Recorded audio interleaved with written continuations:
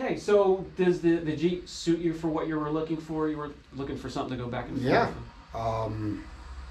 It's perfect. I needed something really just to drive to work with, keep on the street. Something I didn't need to worry about it, but I wanted something that, you know, was running well, and you did a great job on it, and yeah, it's perfect. It's ready to go. It's ready to be driven right away, and I know we talked about the price. Does the 6,500 stick for you? Does that sound good? In this market, it's great. Enjoy. Thank you very much.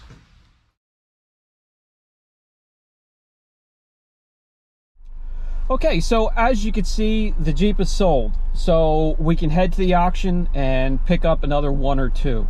So the cost was $2,600, fee $350, $81.25 for fuel on the way home. We had $57.75 for the oil and filter. And then all it needed besides that was tires, 4 tires for $606 and some odd cents.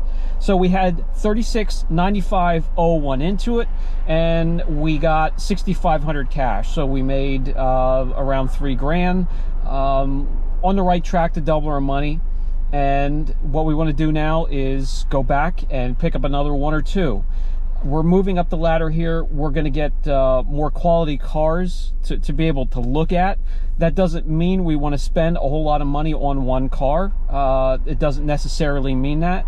We can buy 2 vehicles. You're going to make the most money with these type of vehicles, the cheaper vehicles. Just because you're moving up in price and quality of the car does not mean you're going to be making more money on them to flip them. It means it's going to be a lot easier. There will be a lot less to look after, a lot less to do. However, some of the best price margins when flipping cars are going to be with the cheaper ones, so we shall see what happens. Let's get to the auction. Okay, I'm all ready to go. I have my bag packed up, a jump unit, 2 jump units actually, in case it's a truck with 2 batteries. We also have our code scanner diagnostic, and that's sometimes you can't bring that to all of the auctions, especially Copart, and we will get to a Copart auction as I walk through here and show you some of the vehicles we can now look at that are newer, they're cleaner, they have less miles, less work to do.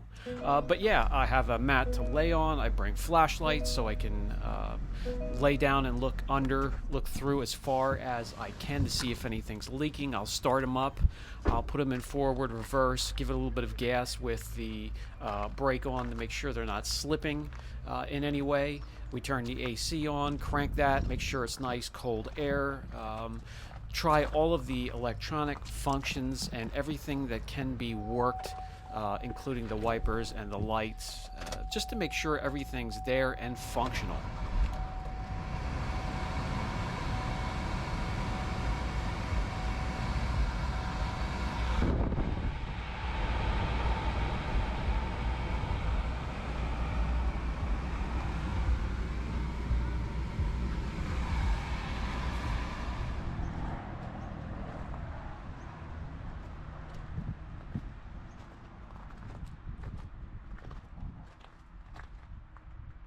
I probably wouldn't bid on something like this, but fun to look at it anyways.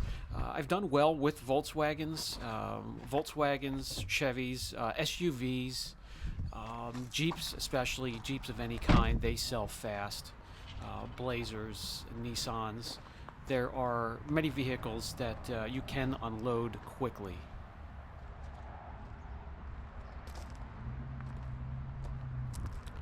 Damaged vehicles, they don't scare me away, and you'll see when we get to the Copart auctions, that's mostly what we're going to be bidding on, as long as we get up in there and I can see that the frame rails are straight, the suspension is pretty much intact, and most of the support is there.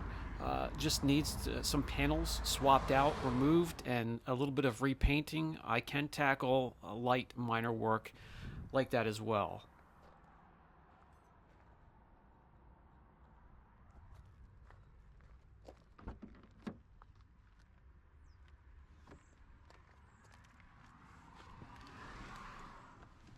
Standard.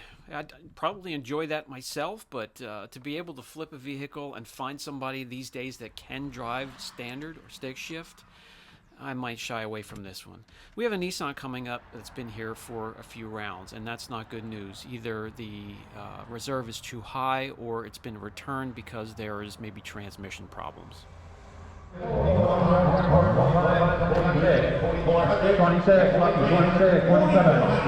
26,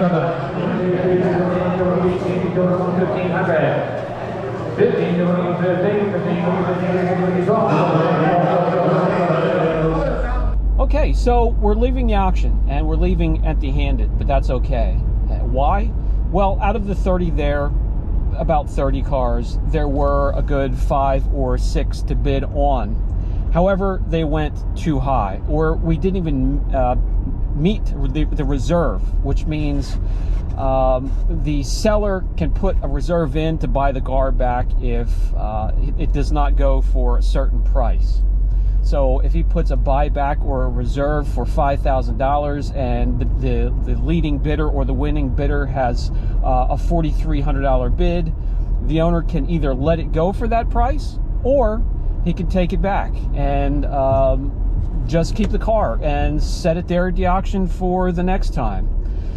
Everything there was going for about $1,000 to $1,500 more than what I was willing to put into it, meaning everything is overinflated, everything is overpriced right now. It's just the way of the world. So you really have to be careful, and this is more of a challenge this time around. I've done this before, as I've mentioned, and it was a lot easier. Before COVID, you could get the cars for, you could pretty much have the pick of the litter at the auctions, and at least come home with one of 3 or 4 that you had your eye on at the auction. But nowadays, it may take 2 or 3 trips to the auction to find something and get it at a decent price where you know you can pick it up, put a little elbow grease into it, and turn around and make a profit from it. So this is a dry run. We'll head back and we'll try again, and when we pick something up, you'll be the first to know. Catch you guys later.